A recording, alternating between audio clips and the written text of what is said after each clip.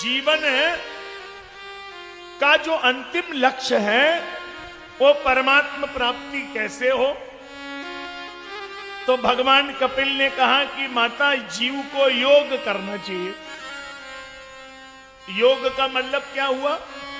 ये जैसे आप सुबह शाम नहीं आपने देखा हो पार्क में लोग उल्टा ऐसे सिर के बल खड़े होते हैं, ऊपर नीचे होते हैं।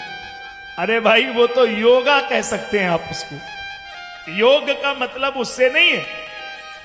योग का मतलब तो होता है योगस चित्त वृत्ति निरोधा सयोगा। चित्त की वृत्ति का संसार से निरोधीकरण अर्थात योग।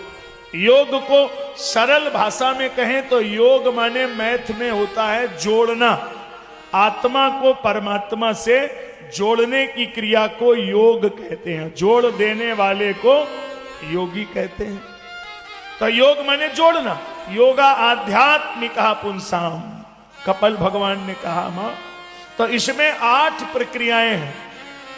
यम, नियम, आसन, प्राणायाम, प्रत्याहार, ध्यान, धारणा, फिर समाधि। तो हम थोड़ा बहुत आसन तो जान लेते हैं, आसन तो थोड़ा बहुत समझ लेते हैं, लेकिन यम नियम का ध्यान नहीं रखते हैं। आसन लगाने से पहले यम नियम, तुम्हारा आहार क्या है, तुम्हारा व्यवहार क्या है, तुम्हारी दिनचर्या क्या है, यह भी बहुत जरूरी है।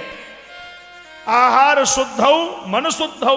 यदि आहार शुद्ध नहीं है तो फिर मन शुद्ध नहीं होगा, फिर ये योग समाधि का काम नहीं बनेगा। पहले भोजन का ध्यान दो और फिर तुम्हारी रहनी क्या है, तुम्हारे जीवन में तुम्हारा व्यवहार क्या है, और सबसे बड़ा बात वाणी व्यवहार क्या है। वाणी व्यवहार का ध्यान नहीं देते हैं आप लोग। अगर आपको श्रेष्ठ बनना है तो वाणी व्यवहार का ध्यान दो।